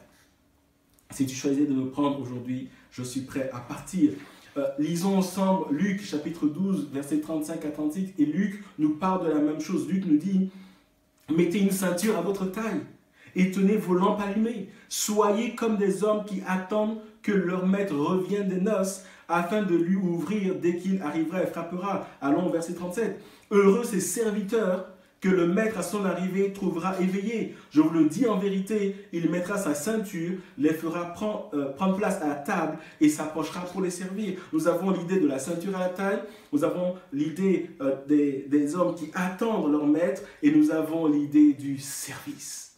exactement comme dans Exode chapitre 12. Frères et sœurs, lorsque nous célébrons la Pâque, nous disons, Seigneur, nous sommes prêts. Seigneur, jusqu'à ce que tu viennes vraiment te servir dans la sainteté. Nous allons marcher à ta suite parce que tu es notre maître, parce que tout ce dont nous avons besoin se trouve en toi. La quatrième vérité, le sacrifice de l'agneau est un appel à la sanctification. Exode chapitre 12, le verset 8. Cette même nuit, on mangera sa viande rôtie au feu, on la mangera avec des pains sans levain et des herbes amères. Et le verset 18, le 4e jour du 1er mois, le soir, vous mangerez des pains sans levain jusqu'au soir du 21e jour. Le verset 8 nous dit que l'agneau doit être mangé avec des pains sans levain. Et lorsque on célébrera la fête des pains sans levain, qui dans la Bible est toujours associée à la célébration de la Pâque, il nous est dit que les pains doivent être sans levain.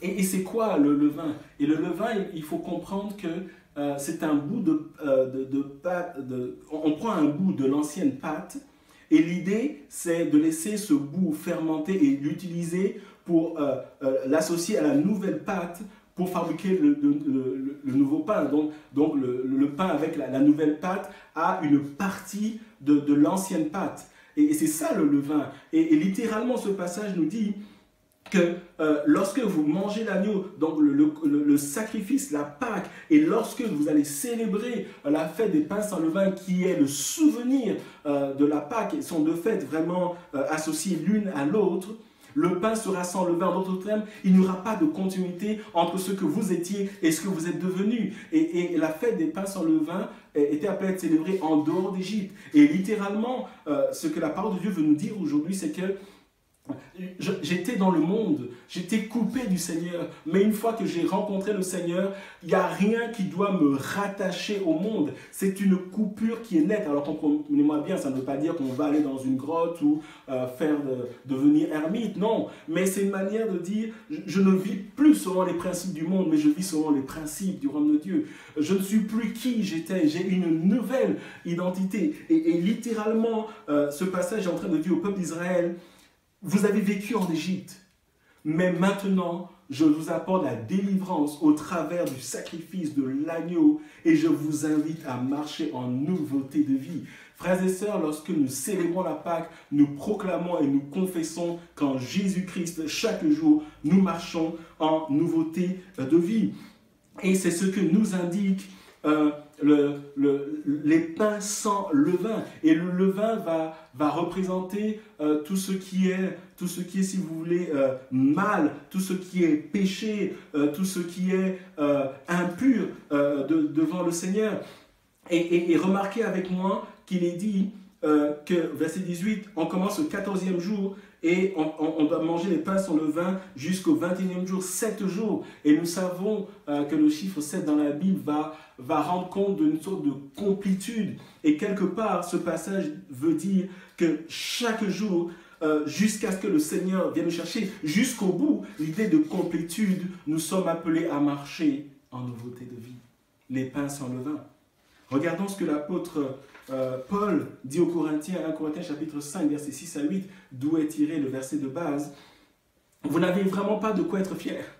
Ne savez-vous pas qu'un peu de levain fait lever toute la pâte? Un peu de levain, toute la pâte. Purifiez-vous donc du vieux levain. Enlevez le vieux levain, littéralement, afin d'être une pâte nouvelle, puisque vous êtes sans levain. En effet, Christ, notre agneau pascal, notre Pâque, a été sacrifié pour nous. Littéralement, au travers du sang de Jésus, nous sommes délivrés du péché qui nous collait à la peau. Aujourd'hui, nous pouvons résister au péché par la puissance du sang de Jésus, par la puissance du nom de Jésus. Verset 8, célébrons donc, et c'est ça la fête, célébrons donc la fête, non avec du vieux levain, le levain du mal et de la méchanceté. Et donc la question c'est, mais avec quel type de pain? Avec les pains sans levain, de la pureté et de la vérité. Frères et sœurs, lorsque je célèbre la Pâque, je proclame que chaque jour, jusqu'au bout, en Jésus-Christ, je veux répondre à l'appel de Dieu de marcher dans une vie de sanctification. Et célébrer la Pâque, c'est de dire, Seigneur, je veux honorer le sacrifice de Jésus. Je veux me mettre et reconnaître la position que tu m'as donnée. La Bible dit que par le sacrifice de Jésus, Dieu nous a transportés dans le royaume de son Fils bien-aimé. Nous le trouvons dans Colossiens chapitre 1. Et littéralement, c'est de dire, Seigneur, je reconnais ma position et mon identité à toi. Et je veux marcher conformément à cette nouvelle identité que tu m'as donnée, libéré de ce passé où le péché m'enveloppait, où j'étais esclave du péché. Et lorsque nous célébrons la Pâque, frères et sœurs, nous qui croyons en Jésus-Christ, nous proclamons que nous répondons à l'appel de Dieu pour marcher dans une vie de sanctification chaque jour, de manière complète, jusqu'au bout. Et s'il m'arrive de pécher, j'invoque le sang de Jésus. Et si je suis sincère, la Bible dit que Dieu me purifie au moyen du sang de Jésus et je continue ma marche vers l'éternité en entendant que le Seigneur vienne me chercher. Gloire à Dieu. Et enfin, la cinquième vérité spirituelle, le sacrifice de l'agneau est un appel pour le culte en famille. Je vous en parlais tantôt. Et nous trouvons cela dans les versets 26 et 27 d'Exode 12, évidemment. Et lorsque vos enfants vous demanderont, que signifie ce rite pour vous? Et bien sûr, on s'adresse aux parents. Vous répondrez, c'est le sacrifice de la Pâque en l'honneur de l'Éternel qui est passé par-dessus, l'idée de la Pâque, passé par-dessus les maisons des Israélites en Égypte lorsqu'il a frappé l'Égypte et sauvé nos familles. Le peuple s'inclina et adora. Ce passage est une invitation au culte en famille. Rappelez-vous que lorsque Dieu fait ses instructions, ils sont à la maison en famille. Et l'exterminateur est passé par-dessus les maisons lorsqu'ils étaient en famille, dans le cercle intime. Et même aujourd'hui, pour nous, même si on est seul, c'est l'image de « je suis avec Dieu ». Et pour ceux qui ont des enfants, lorsque les enfants vous demanderont « mais pourquoi vous célébrez la Pâque? Pourquoi ?» Vous devrez leur dire « parce que nous avons fait une rencontre avec Jésus-Christ de Nazareth. Parce que Dieu a envoyé son Fils mourir à notre place à la croix. Parce que ce sacrifice est unique. Parce qu'il y a une puissance dans le sang de l'agneau. Parce que ce sacrifice est juste parfait. Parce que ce sacrifice est un appel à une marche en nouveauté de vie chaque jour. Et c'est un enseignement qui nous invite à enseigner à nos enfants à connaître le Seigneur Jésus, afin qu'eux aussi, à leur tour, fassent cette expérience personnelle avec lui et qu'ils marchent à leur tour en nouveauté de vie. Et ce passage est une invitation à un culte en famille. Nous en avons parlé au début du confinement. Rappelez-vous, j'espère que vous le faites. Je le fais avec ma famille dans ces moments de confinement. Et je n'attends pas seulement le dimanche. Nous avons des temps en famille où nous louons Dieu, où nous apportons, nous partageons une parole. Et je vous prie de croire, je ne suis pas toujours celui qui apporte cette parole. Une de nos filles... Et nous faisons un tour de rôle, une de nos filles, mon épouse, et nous nous fortifions à la fois chacun à des moments particuliers, mais nous avons aussi des moments en famille. Et célébrer la Pâque, c'est de dire, Seigneur, dans notre famille, nous croyons en toi. C'est une invitation à prier pour les membres de nos familles. C'est une invitation à partager l'évangile aux membres de nos familles. Et c'est une invitation à passer le relais à la prochaine génération. C'est pour ça que nous avons l'église de Junior. Et c'est juste saisissant, extraordinaire de voir qu'en mourant à notre place à la croix, en envoyant son Fils mourir à la croix, Dieu nous enseigne sur le culte en famille, le culte familial. Et je termine par ces mots. Et tout à l'heure, ça a été annoncé, nous allons célébrer la Sainte Seine qui nous parle littéralement de Exode 12, qui nous parle de Christ, notre Pâque, notre agneau pascal qui a versé son sang pour nous, dont le corps a été meurtri et a été cloué sur le bois infâme qui a été cloué à la croix.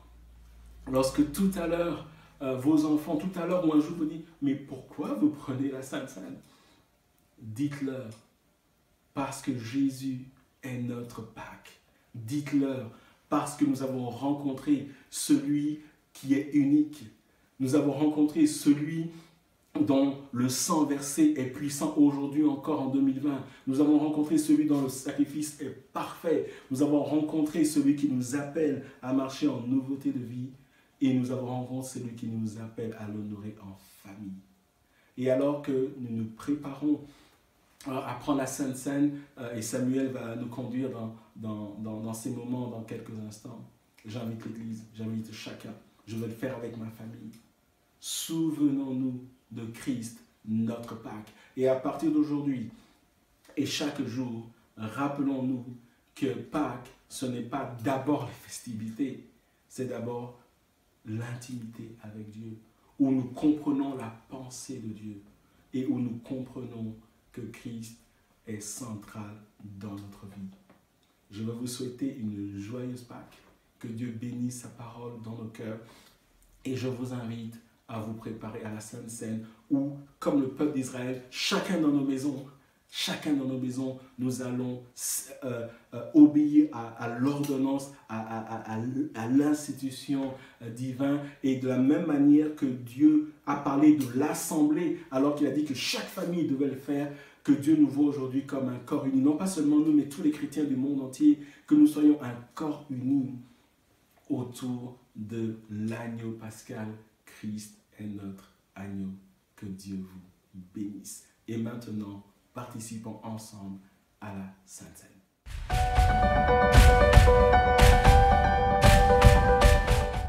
Nous voici arrivés à ce moment de Sainte Seine, frères et sœurs. Est-ce que nous nous souvenons que du temps de Moïse, sous l'Ancienne Alliance, à un moment donné, Dieu a convié son peuple à être confinés, tout comme nous le sommes ce matin, dans leur demeure, pour une autre raison, certes, mais ils avaient reçu l'ordre de rester, de prendre la Pâque, là dans leur demeure, là dans leur maison, isolés les uns des autres, mais dans leur maison. Ce matin, frères et sœurs, nous voulons, ensemble, alors que nous nous sommes préparés pour ce saint repas, alors que nous avons pris du temps dans la prière par rapport à cela, nous voulons ensemble, frères et sœurs, partager ce moment afin de prendre le pain et le fruit de la vigne, là où nous sommes ensemble. C'est pourquoi je vais vous partager un texte de la parole de Dieu.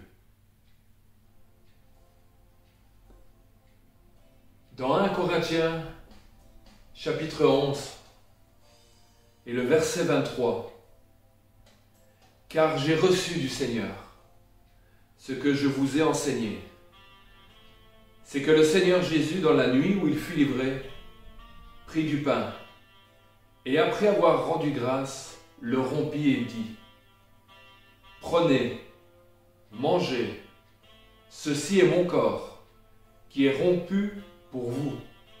Faites ceci en mémoire de moi. » De même, après avoir soupé, il prit la coupe et il dit, « Cette coupe est la nouvelle alliance en mon sang. Faites ceci en mémoire de moi, toutes les fois que vous en boirez. Car toutes les fois que vous mangez de ce pain et que vous buvez de cette coupe, vous annoncez la mort du Seigneur jusqu'à ce qu'il vienne. » Amen. Mon frère, ma sœur, là où tu es, dans ta maison, maintenant, tous ensemble, je t'invite à prendre ce pain. Je vais prier pour tous, mais tous ensemble dans nos cœurs, unis par le même esprit, qu'est l'Esprit de Dieu. Oh, certes, ce pain n'est qu'un symbole, mais ce pain, pour nous chrétiens, pour nous disciples de Jésus-Christ, représente le corps de Jésus-Christ. Ce fruit de la vigne, ce jus de raisin ou ce sirop de grenadine, qu'importe, mais représente le sang de Jésus qui a coulé à la croix de Golgotha. Alors ensemble, frères et sœurs,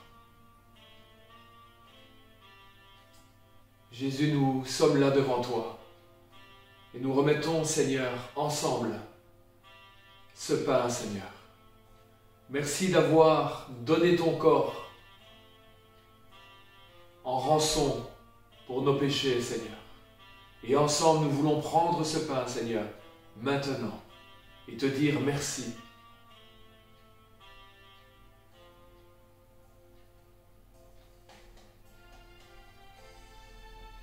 Amen. Ensemble, frères et sœurs, maintenant, nous voulons boire cette coupe en souvenir que le sang de Jésus-Christ le juste a été répandu pour tous. Et nous voulons dire merci à notre Seigneur pour la justification qu'il est, parce qu'il est à la droite du Père et il continue d'intercéder pour chacune de nos vies. Je vous invite ensemble à boire ce fruit de la vigne.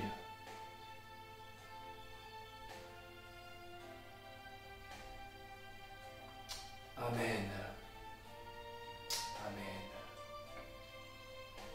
Que le Seigneur vous bénisse, frères et sœurs. Que vous puissiez vous réjouir, frères et sœurs, que votre nom est inscrit dans ce livre de vie. Et qu'en ce jour de Pâques, nous fêtons ensemble Jésus-Christ le ressuscité, non seulement aujourd'hui, mais tous les jours jusqu'à ce qu'il revienne, nous rechercher. À son nom soit donné gloire. Amen.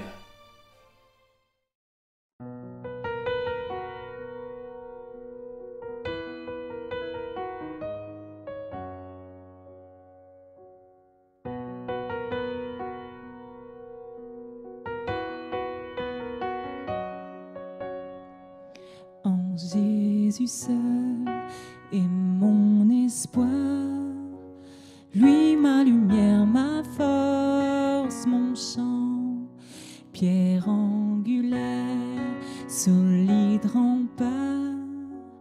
Même quand l'orage devient violent, oh quel amour, oh quelle paix, les luttes cessent, la peur se tait, mon réconfort, mon plus grand bien, dans l'amour de Christ je me tiens.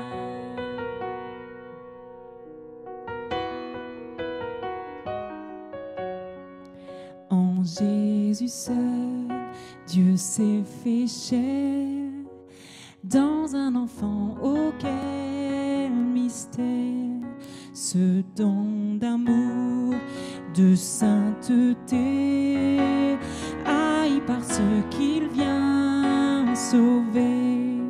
Jusqu'à la croix, il s'est livré. Sur lui, la colère est tombée. Tous mes péchés, il les a pris. Par la mort de Jésus, je vis.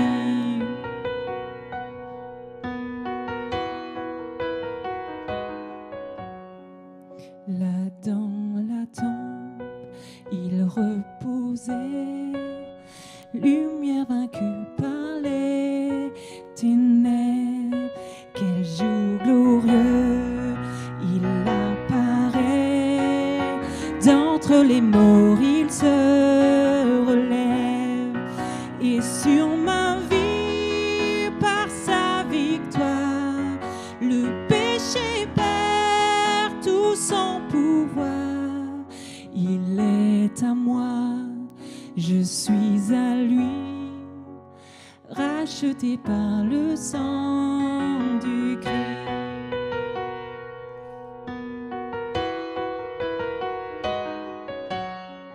Je vis en paix, je meurs sans crainte, gardé par la puissance du Christ, du premier cri au dernier souffle. Jésus est maître de ma vie. Les plans des hommes ou du malin ne peuvent m'arracher de sa main.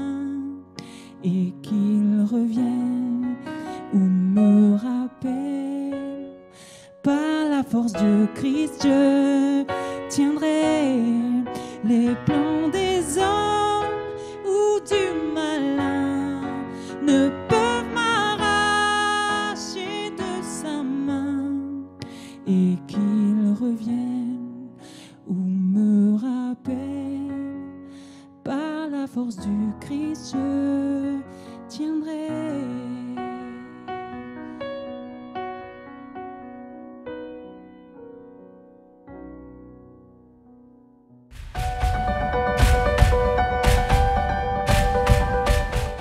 Nous voici arrivés à la fin de notre culte de ce matin, dimanche de Pâques. Nous voulons remercier toutes les personnes qui ont pris part à ce culte. Notre sœur Sandrine, que le Seigneur la bénisse. Notre frère le pasteur Franck, que le Seigneur le bénisse, renouvelle ses forces et le fortifie à tous égards. Merci pour la parole qu'il nous a partagée ce matin. Nous voulons passer, frères et sœurs, aux annonces de la semaine et calendrier. Ce mardi 14 avril, nous avons tout à nouveau la joie de retrouver notre frère Michael Williams pour la 4e et dernière partie de l'étude sur la croissance spirituelle. Nous voulons saisir l'occasion et saluer notre frère qui nous écoute. Que le Seigneur le bénisse, le fortifie, le renouvelle dans ses forces. Et merci pour la collaboration qu'il a avec l'église de Ronsard, Vie Nouvelle. Vendredi 17 avril, nous aurons un temps de prière de 19h à 20h. Sur la page Facebook ou la page YouTube, vous pourrez retrouver la thématique de prière. Et vous verrez la manière dont elle sera proposée. Mais que nous puissions ensemble, là où nous sommes, de 19h à 20h, ensemble, de manière confinée, mais priant le Seigneur de tout notre cœur. En même temps, de 19h à 20h, nous serons unis pour un temps de prière. Samedi, il y aura une rencontre pour les ados et les jeunes. Ils recevront via un message, une invitation sur Instagram pour pouvoir participer à cette rencontre. Que le Seigneur bénisse nos ados et nos jeunes. Dimanche prochain, notre culte dès 10h online, et que le Seigneur déjà prépare les temps que nous vivrons tout au long de la semaine prochaine, frères et sœurs. Je voudrais également remercier et encourager, et ensemble nous voulons bénir derrière l'écran. Il y a toute une équipe qui s'appelle la Creative Team qui travaille afin de pouvoir mettre au point ces vidéos, afin de pouvoir travailler sur ces vidéos. Cela prend du temps, mais nous croyons que le Seigneur se sert de cette jeunesse et qui bénit à travers ses dons et ses talents qu'il a donnés à l'Église. Mais qu'ensemble, frères et sœurs, nous puissions être reconnaissants face à ces jeunes qui prennent le temps de bénir à travers tous ces montages. Que le Seigneur bénisse la Creative Team et que toute la grâce en revienne à Dieu seul. Nous voulons également, frères et sœurs, nous, l'équipe pastorale, vous partager, puisque cela a été une demande de pas mal de frères et sœurs en Christ, à propos des dîmes et des offrandes. Sur la page Facebook, vous pouvez retrouver le numéro de compte de l'Église, afin de pouvoir faire un virement pour les offrandes et les dîmes, si vous avez à cœur de le faire. Et pour d'autres frères et sœurs qui préfèrent la manière comme nous le faisions à l'Église, dès que nous rentrerons à l'Église, frères et sœurs, gardez ce que le Seigneur et vous avez résolu dans vos cœurs de mettre de côté. Et le jour où nous rentrerons à l'Église, nous aurons l'occasion tout à nouveau de partager les offrandes et les dîmes comme nous le faisions, tout en étant réunis dans ce temps de communion fraternelle. Mes frères, ma sœur, que le Seigneur te bénisse, que le Seigneur te fortifie, que le Seigneur te garde, toi mon ami, qui peut-être pour la première fois nous a regardé ce matin, mais que toute la grâce de Jésus-Christ trouve le chemin de ton cœur, bouleverse ta vie, et que tu puisses être, alors que tu seras peut-être confiné, là encore pendant quelque temps, mais être béni par le Seigneur. Nous allons finir ce culte par la prière, frères et sœurs, ensemble avec moi. Seigneur, ce matin, nous nous sommes réjouis à travers la louange, les chants, la parole, ta parole, la Sainte Seine. Seigneur, tu nous as fait du bien. Seigneur, nous voulons ce matin encore, alors que nous allons nous séparer, Seigneur. Nous voulons penser, Seigneur, à ce pays, Seigneur. Nous voulons penser à toutes ces nations, Seigneur. Nous voulons penser à chaque famille, Seigneur, confinée. Nous voulons penser, Seigneur, à chaque médecin, docteur, chercheur, pharmacien, toutes ces métiers qui sont là, Seigneur, en train de travailler, de trouver des solutions afin de nous bénir. Les infirmiers, les ambulanciers, les policiers, les autorités, le gouvernement, le roi, la reine, Seigneur, tous ceux qui ont une responsabilité dans ce pays, nous te prions de poser ta main sur chacun d'entre eux. Seigneur, nous voulons te remettre tout spécialement ceux qui sont atteints par le Covid-19, Seigneur. Nous voulons te demander que ta grâce, Seigneur, repose sur chacun d'entre eux. Te demandons, Seigneur, de garder ceux qui te connaissent, mais garde également ceux qui ne te connaissent pas, afin qu'à travers ce temps d'épreuve, ils puissent, Seigneur, te découvrir et te rencontrer. Seigneur, nous voulons également t'apporter les familles endeuillées à cause de cette maladie, Seigneur. Seigneur, même si nous ne pouvons pas expliquer tout, nous voulons croire que tu es ce consolateur par excellence. Et nous te demandons dans le nom de Jésus-Christ d'aller consoler chaque famille. Chaque famille, bénis-les, Seigneur. Te prions également, Seigneur, pour toutes les personnes âgées ou isolées, qui est là seule dans sa maison. Alors que là, virtuellement, nous allons nous séparer. Te prions, Seigneur, de rester à leur côté. Tu demeures. Tu ne veux qu'aucun cœur ne soit troublé parce que tu demeures à côté de chacun d'entre nous. Bénis, pourvois chaque besoin. Nous te prions dans le nom de Jésus-Christ. Amen. Que le Seigneur vous bénisse et à très bientôt, frères et sœurs. Amen.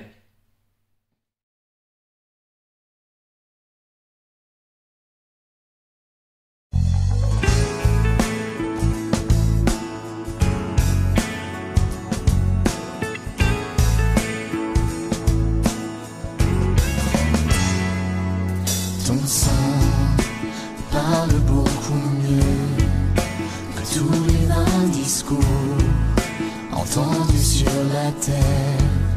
Il parle pour ma défense, proclame la justice. Jésus, c'est ton sang.